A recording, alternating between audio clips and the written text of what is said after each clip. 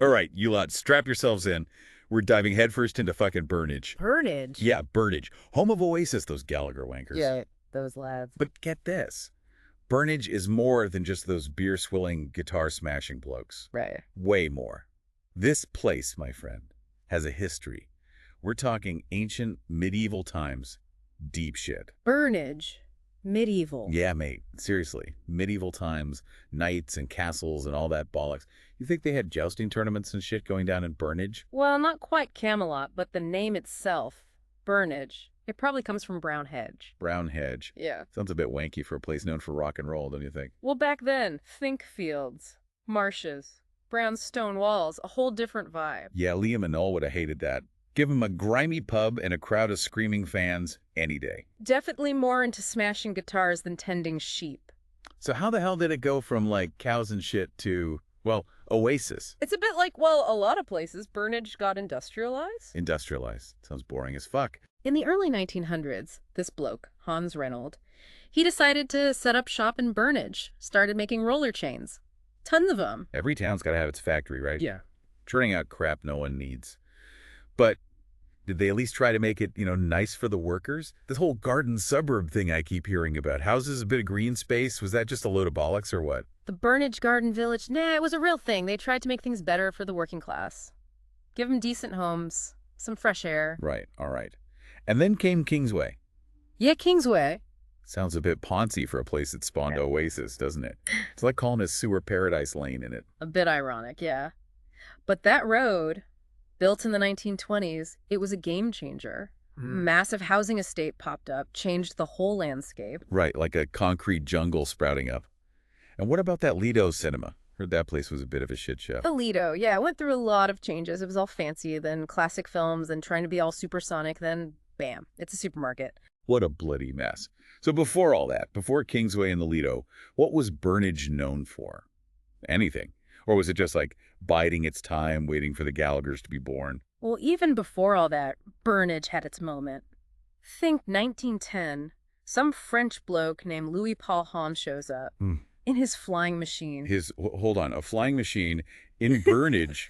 What the fuck are you on about? He landed the bloody thing there, completed the first powered flight from London to Manchester. You're taking the piss, right? Yeah. A plane landing in Burnage, like it's someone's back garden. Wild, in it. Fucking mental. There's actually a blue plaque on Paul Hahn Road, commemorates the event. Okay. So we got medieval fields, a factory pumping out chains, a road fit for a king, a cinema with an identity crisis, and a French dude landing a plane in someone's garden.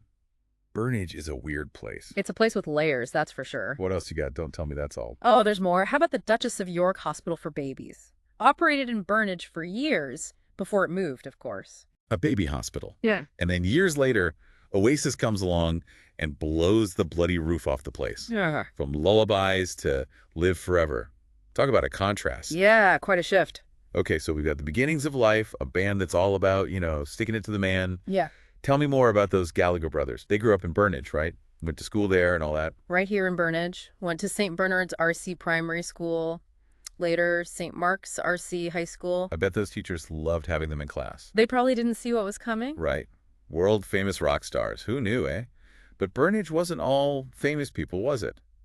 What about the everyday folks? The ones who went to work, went to the pub, all that.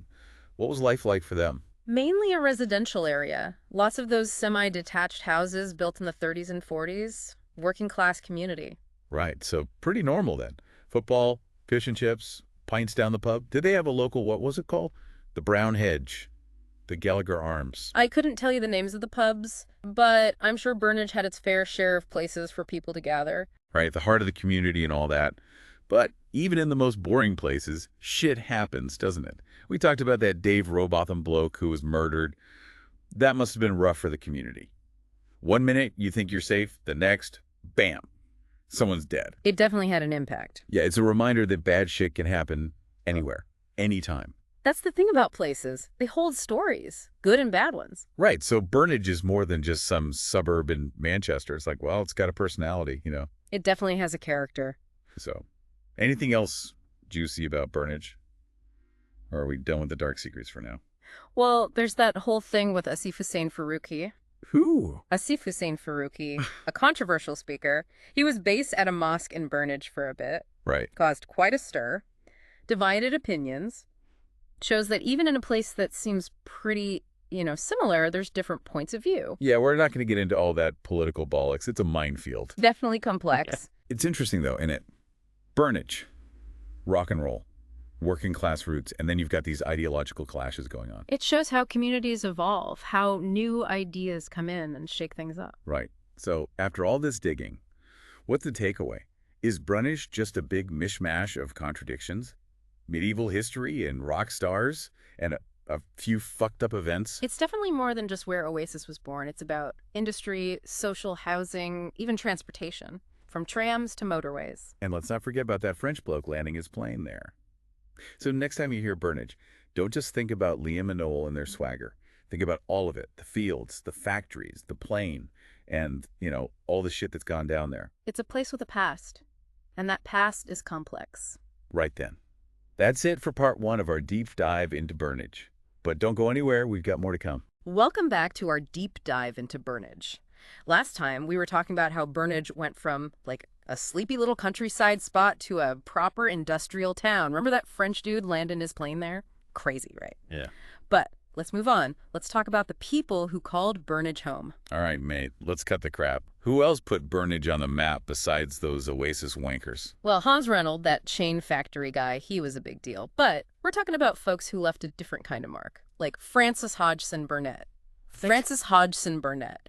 She wrote that Little Lord Fauntleroy book. She spent a good chunk of her childhood in Burnage. Hold on. Little Lord Fauntleroy. That sappy little story from the same place that spawned Oasis. You're having a laugh. True story. Just goes to show Burnage has some diverse talent, mate. Right. All right. So who else? Actors, David Threlfall, Max Beasley, both from Burnage. Actors, huh? Fancy. Anyone else? Oh, yeah, there's Martin Lings, an Islamic scholar, and a Shakespeare expert. A scholar and a rock and roll band? What a mix. But let's get back to the Gallaghers. What were those little shits like before they were famous? Well, they went to school in Burnage, remember? St. Bernard's R.C. Primary School on Burnage Lane. Right. And then... St. Mark's R.C. High School, which is, it's called the Barlow Roman Catholic High School now. Imagine trying to teach those two. Must have been a nightmare. They don't think they'd be anything other than a couple of yogs. Hard to say, really. Sometimes the troublemakers are the ones who change the world, Yeah, I guess so. So, Burnage. It wasn't all about famous people, was it? What about, normal life there? It was a working class community, people doing all sorts of jobs. Some worked at the Reynolds factory, others had their own shops, businesses. Right. Normal stuff. Football, fish and chips, pints down the pub. Yeah, Burnage definitely had its pubs. Places where people could just hang out. Right. It all sounds a bit, peaceful. A far cry from, Oasis. It was a different time. Yeah, I guess. But we talked about that Dave Robotham bloke getting murdered. That must have been a shock. It was a tragedy. Yeah, it makes you think, doesn't it? You think you're safe, and something like that happens. It's a reminder that bad things can happen anywhere. Right. So Burnage, it's a place with, a lot of layers, good and bad. That's what makes it interesting, isn't it? Yeah. So what else is there? Any more scandals or secrets? Well, there's that Asif Hussein Faruqi thing. Yeah, that was a bit of a mess. But we're not going to get into all that political crap. Right. But it's interesting, though, isn't it? Burnage. Yeah. You got rock and roll. You got working class roots. And then you got these ideological battles going on. It's a place that's constantly changing. Yeah, I get that. Yeah. So what's the bottom line? What's the essence of Burnage? Is it just a random collection of people and events?